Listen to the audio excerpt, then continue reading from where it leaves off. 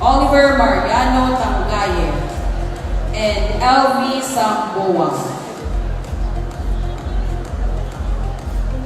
From Maasin District, we have Marianita Ayade, Heralita Perater, Princess Habilies, Virgie Escribano, Alibet Labiste, and Emelia Atamosa. From the Quiamba District, we have Reynaldo Balicaco, Maribeth Gastador, Encarnacion Melchor, Nestor and Josmida Balporta, Josefina and Carmelo Velasco, Jocelyn R. Daga. For the Maitom District, we have Lydia C. Gumtang, Onji K. and Imat P. Sanson, Jerry T. and Angie Cornell, Franz Q. Lordizabal, Patrick Desuyo Gapate, and Anastasio Alta Jr.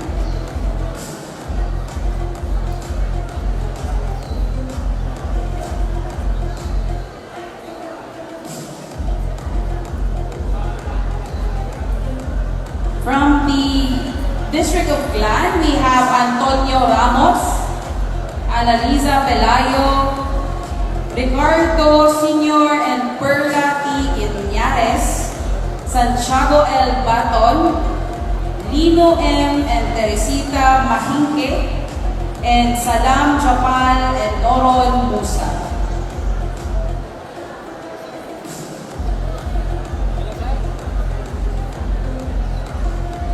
From the GSC 2 district, we have Domingo L. Salimbagat, Welton C. and Flor Delisa G. Lerin, Edna Soriaga and Regine A. Lopaque, Alvin Kenhio Ismael, Claudine Grace A. Casilao, and Justina and Jerry Espiritu. So once again, congratulations to our lucky winners of the 72 units cell phones.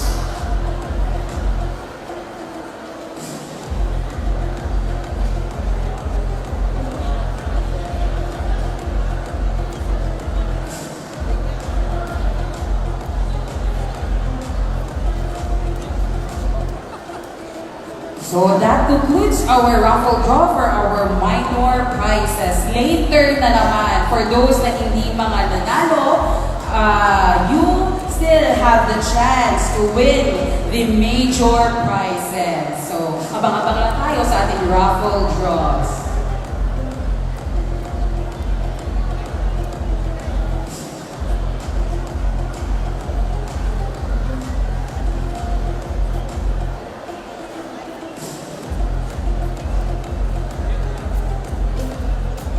Also, we will be announcing the winners for our air fryer. We have 3 winners each district. First, we have from the Alabel district, we have Hermanita C. Merafuentes. We also have Cheris Artajo Saludes and Ma'am Glyza May M. Reporosa. For the district of GSC 1, we have Nena M. Vaporoso, Lolita and Jose Tenorio, Bernardita Suante Blason. For GSC 2 district, we have Flauta Nestor, Marino Caparos, Viola A. Rojo.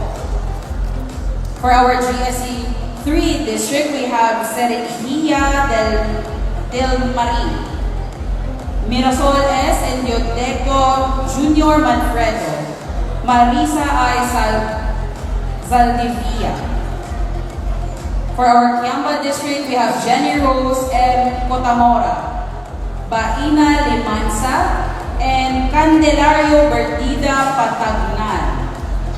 For our Glan district, we have Ferjan Azucena, Gilda R. Zomil, and Esther Obar. From Maasin District, we have Alma de la Cruz, Rodel de la Cruz, and Juliet Bughaw. For Maitom District, we have Ramil H. Alonto, Junray Granada, Angelita D. Castro. For Malapatan District, we have Rogelio M. and Rowena Gabriel, Jennifer A. and Harold Marquez, Marcelino M. Jr. and Gerald Lava. For Malunod District, we have Ernesto Dialane Tan, Maria Luz Belimac Dorimon, John Jaylor Pandayan Balundo. For our Pulong District, we have Leosil Aloro Tabili, Leosil Aloro Tabili, Junesio Aranda and Milda Vargas, Generoso Sabuso. For our Tupi District, we have Marlinda M. Masukal, Rosden B. Piedraverde, and Baby B. Cadil. So that will be all for our winners of our air fryer. Congratulations sa lahat ng mga nabuno.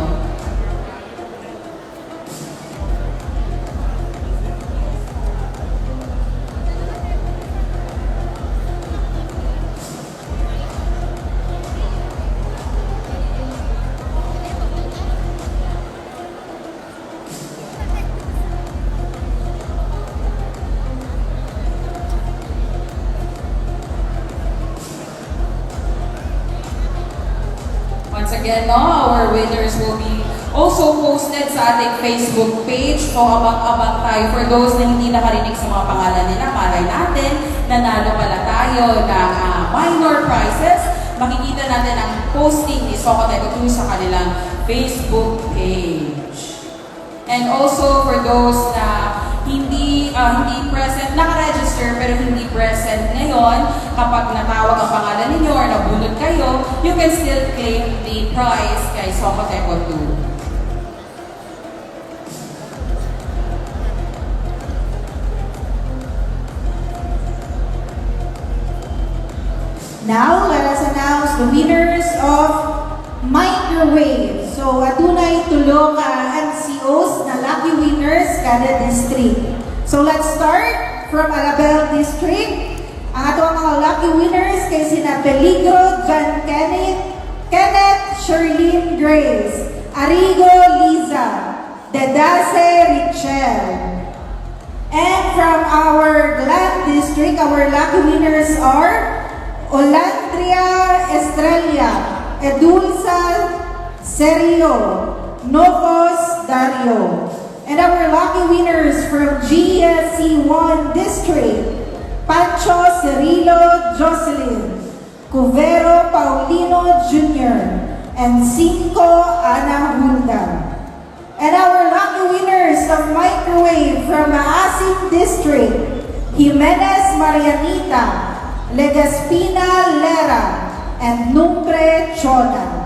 And our lucky winners of Microwave from GSC 2 District, Castañares Herlina, Apsay Magdalena, and Gomez Rina Caminoy. And our lucky winners of Microwave from GSC 3 District, Maglete Jocelyn Canania, Del Valle Julian, and Camandero Lorna.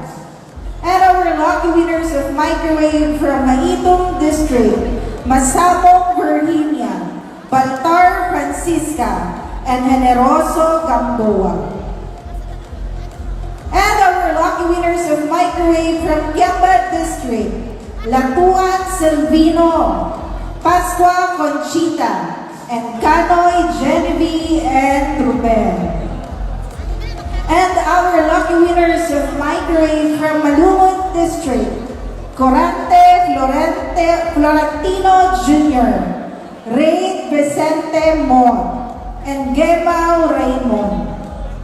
And our lucky winners of Microwave from Malapatan District, Baisa Florencio Delina, Marista Gustavo, and Lekin Wilma.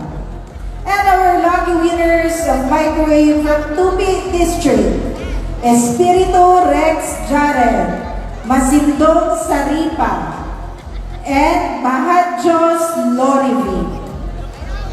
And our lucky winners of microwave from Pulomolok District, Lumen Marcelina, Desoyo Ariel, and Salminao Rosita.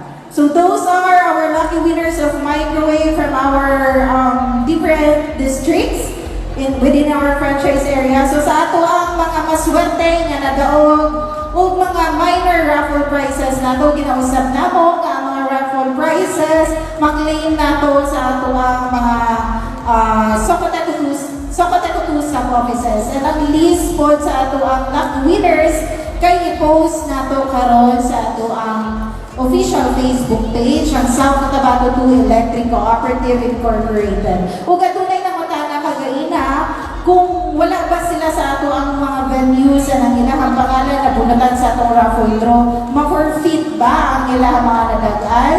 The answer is no. So, bisan pag naara mo sa inyong mga panimalay o wala mo sa itong mga venues, kung ang inyong pangalan na nabunutan sa atong raffle draw, makuha ninyo ang prizes.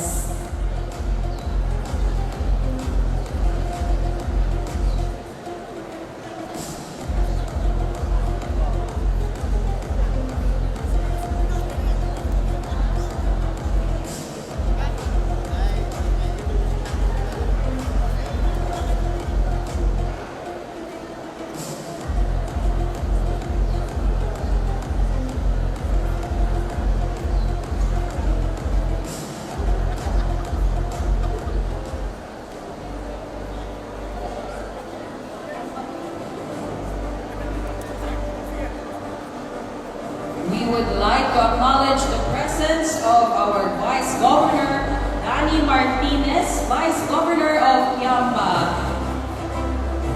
Sarangani Province. He is currently attending our 43rd Annual General Membership Assembly at our Yamba Hall. Welcome, Vice Gov Danny.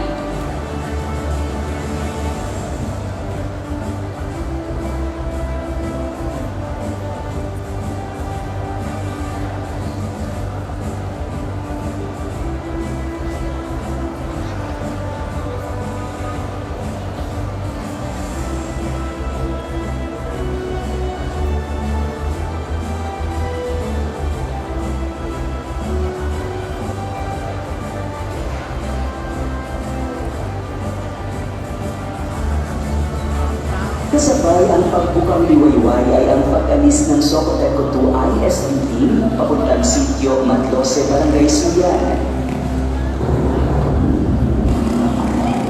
Isang komunidad at isa sa mga benepisyaryo ng ating Solar Photovoltaic Mainstream o Solar PBM noong taong 2021.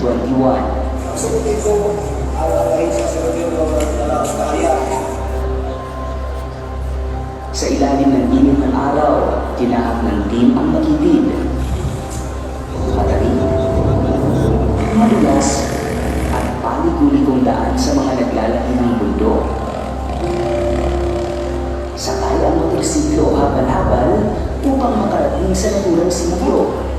Sumabay pa ang biglaang pagbuhos ng ulan.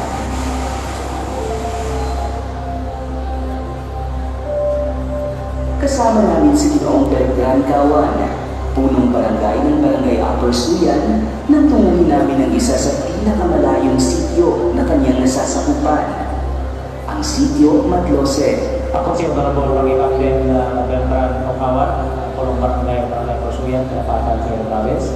So, sa pagkaroon nakadinhi sa sitio Matlose, sa pinakalayong sitio sa Barangay Upper Suyan.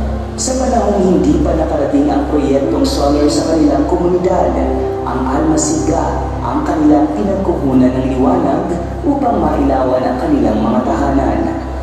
Sa panahon na wala pa naman sa pagkikiran ng solar system na project sa tuwang sa Pulibuto, kanyang itong ginagamit sa mga tribuplaan, ginatawag na Masiga, usama sa plan pa na, wala ginatawag na Lingon.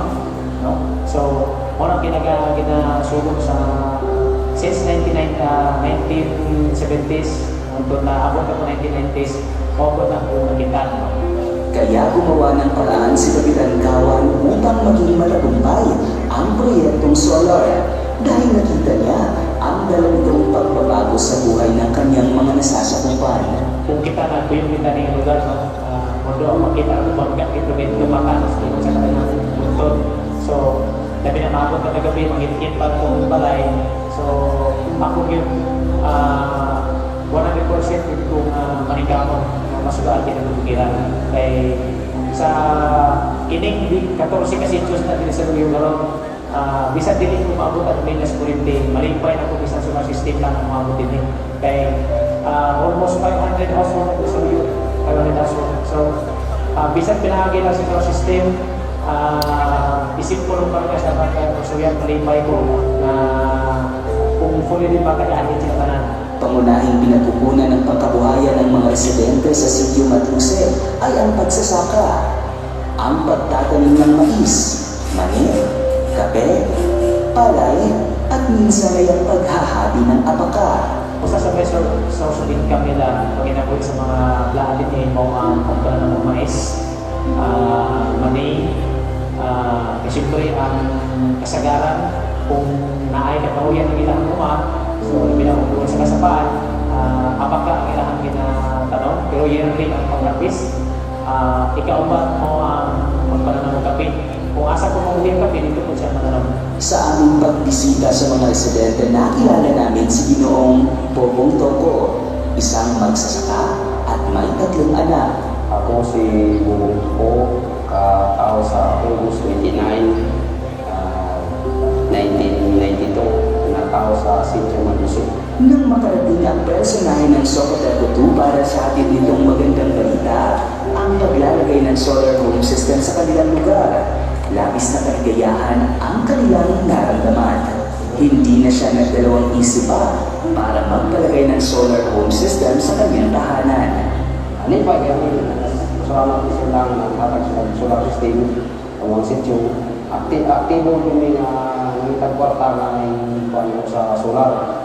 Bigas sa pagbuhat sa solar sa barangay na Pagsuyan. Kasama ng pagpapalagay ng solar home system sa kanilang mga tahanan ay ang pag-asa para sa kanilang mga anak na hindi na mahihirapan pa sa kanilang pag-aaral at paggawa ng asignatura sa gabi. Siguro sa mga bata na siguro lisod sila pag-study, kapag sa eskwelahan, pagkasama mo sila sa isa-isa, lisod sila magpasa. Pero lipay kayo sa pagsulog sa solar system, nung pinagtalan ng bata ng study, sinibasa, iwan sila kaya na assignment, yung ano kasi. Kung sa eskwela, everything na ako na magulang. Si Jervy Toko, panganay na anak at magtatapos ng elementarya ngayong Mayo sa Akbual IT School. Ikinuwento niya ang kanyang naranasan noong wala pang ilaw sa kanilang bahay. Pangalan Jervy Toko, meron yung estya sa Akbual IT School. Kung namin, dahil sa kasama kung lahat ng subject na hindi nakasali kayo. Kung ano may suga, Nagpahayag siya ng kanyang pasasalamat dahil sa liwanag na dala ng Socotelco 2 sa kanila, lalo na sa kanyang pag-aaral. para sa aliramin kung may suga. Napansin namin na sa Sitio Matluce ay may naitagong paaralan. Sa pamamagitan ng solar home system ay komportableng nakakapag-aral ang mga estudyante. Kung kining eskwelahan ko, usap na natin para sa solar system, no? Gamit nila ang solar sa sunod para mahayagan kung nila ang classroom. Partikular sa mga tao mga magtutulog, ilang gabi na nag-rock. So, kumbaga, nakataabang po ng solar system pinahagi sa suga ang nangyayari sa tao sa putiko.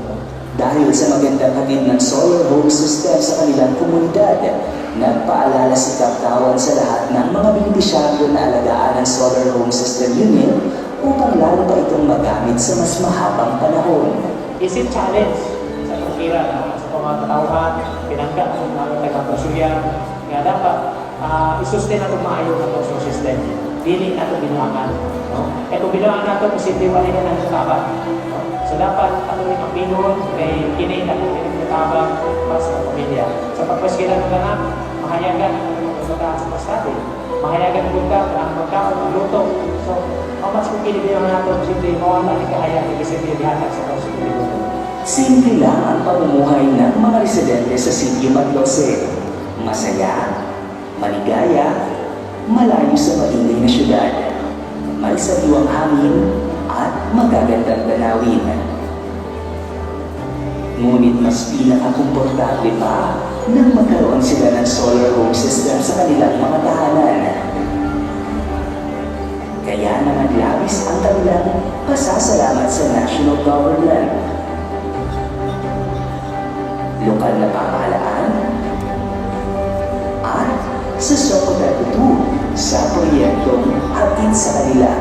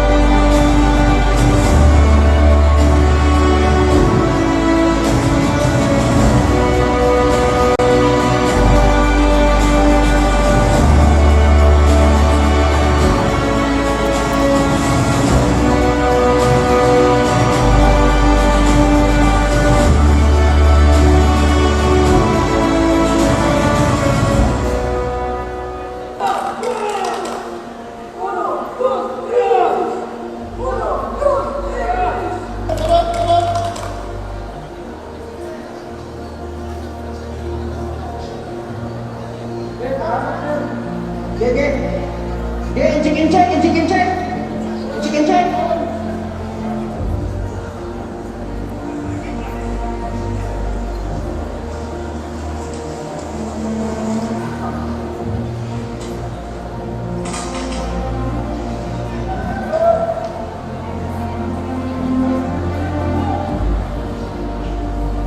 Ako bilang Executive Officer ng Socotel ay nagpapasalamat sa Task Force Kapatid sa agarang pagdating ng dulo dito sa Socotel. Partikular ang nasasalamatan ko ay ang Maestro Normeca, Simeca, Sentrega, Asel, Rene, at Abel, at ang mga kooperatiba na bumubuo ng Task Force Kapatid. Salamat sa mga pinagalan po ninyo mga vehicles at sa mga crew na mayroong bilang na 179. Sa inyong mga police na pagdating sa Socotel, kinabukasan na mangyari ang earthquake ay madali rin po natin na-restore ang power sa buong franchise area ng Socotel. Dahil dito, maraming salamat sa inyo.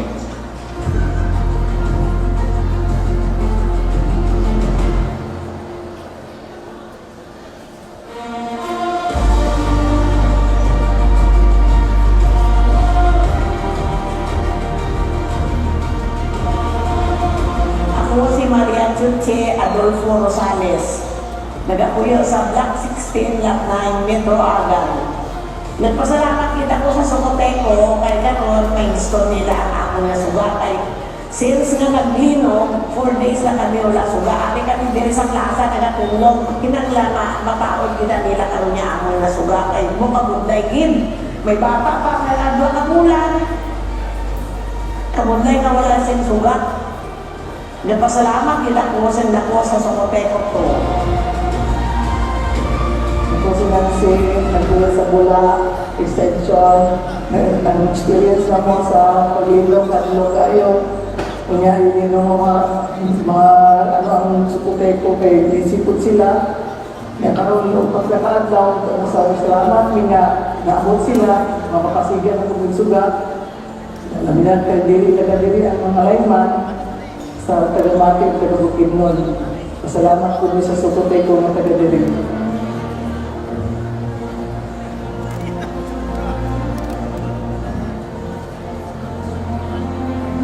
Ako na sir sa Escalante, taga-Kalatuan sa diri sa eskwela.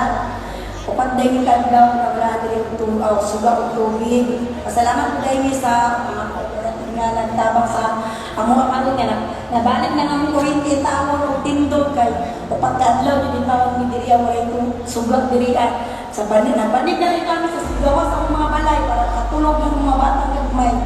Taon, daghang kay salamat sa tanan sa nagtrabaho diri karon sa mga worker diri sa Sukuteko.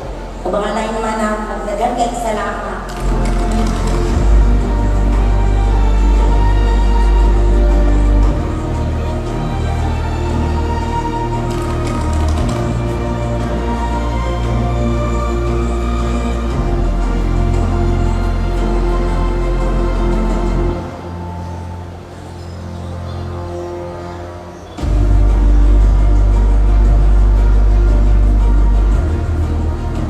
In behalf of Sukuteko Board of Directors, is the representative in Senate, nagpapakot sa akong pasalamat sa atong mga elected representatives all over Mindanao for responding to the call of emergency as to the public 26 second meeting and earthquake that we have suffered here in Southern Park.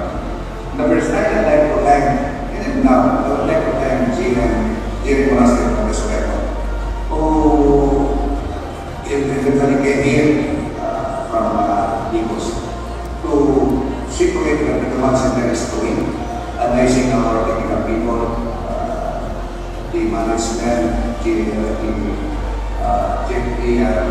USD, all the persons, and which we try to cope with the demands of the massive pronounced no political service in the process.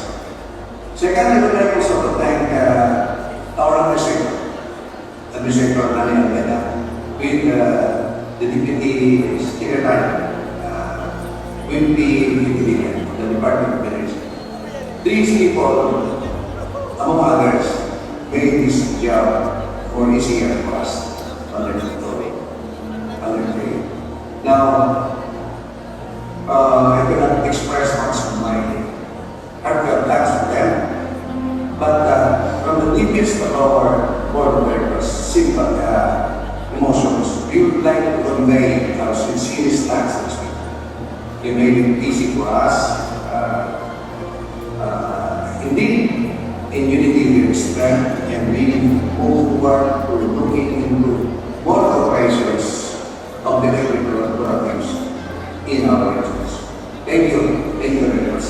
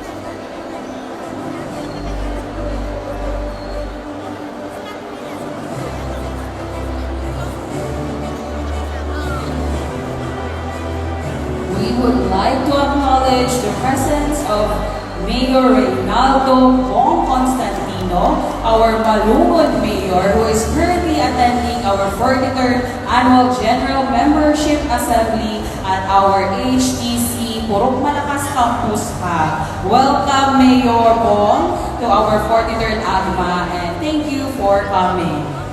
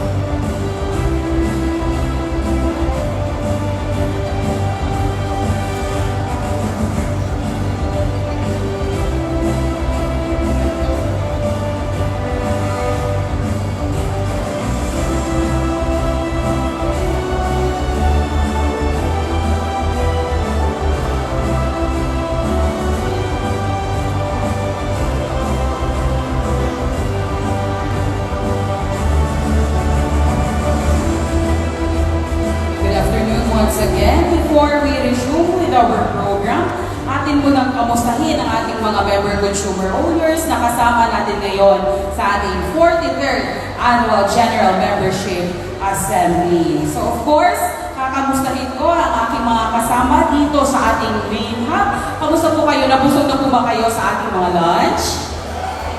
Ready na po ba manalo ng major prizes? Ready rin tayo sa ating magiging business proper in a while. So, right now, we will be checking on with our other satellite hubs. So, our program committee assigned to our other satellite hubs, may I ask from our Holy Trinity Gymnasium Hub, Sir Julie. Ayun, kaway-kaway sa ating mga MCOs dyan sa HTC. Ayan. Okay pa ba? Alive pa ba? Energetic pa ba ang ating mga MCOs? Kaway pa. Kunti lang nakikita namin dito sa main hub. Ayun. Yes, Ma'am Kim. Ayan si Sir Julie. Sir Julie, kamusta po kayo dyan?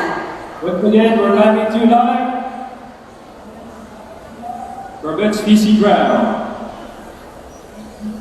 Puro palakas sa Isidro General Santos Dilig. Ma'am Kim, okay lang ba kami rito?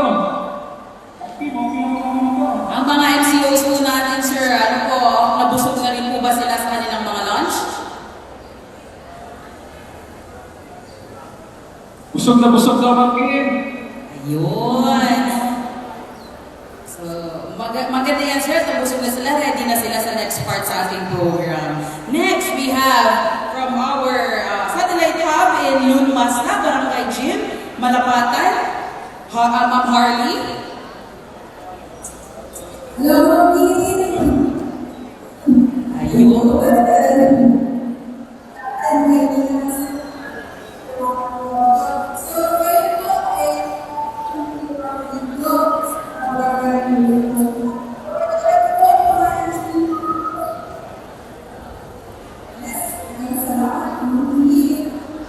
Ayun. Finally, no, narinig na natin ang ating mga participants from our Malapatan Hub. Okay? Okay, once again, isang hiyawan naman po dyan dahil hindi po namin kayo naririnig kanina. Ngayon po, ipakita nyo ang inyong lakas. Our MCOs from the Malapatan Hub. Ayun. Yay! Nakita na po natin ang kanilang mga, narinig na po natin ang kanilang mga masayang hiyawan.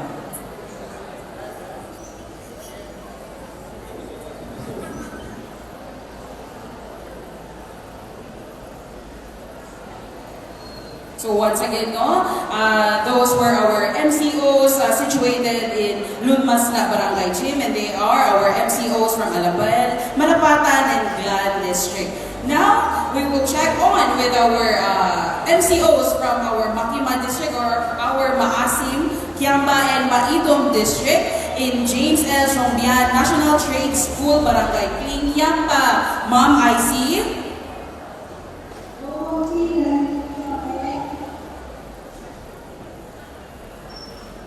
Ma'am Ice, medyo mahina po ang ating audio.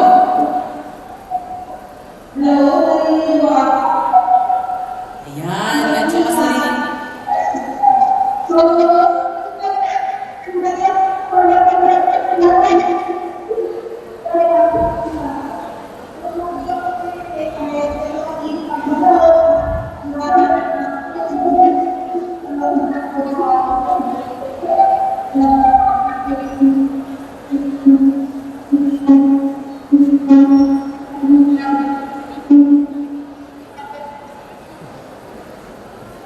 Ayan. So, ayun po yung ating mga MCOs from Maasim, Kiamba, and Maidom. And of course, we also have with us our participants joining us virtually through Zoom. So, Sir Elmer, Sir John, pwede po ba natin makita yung ating mga Zoom participants?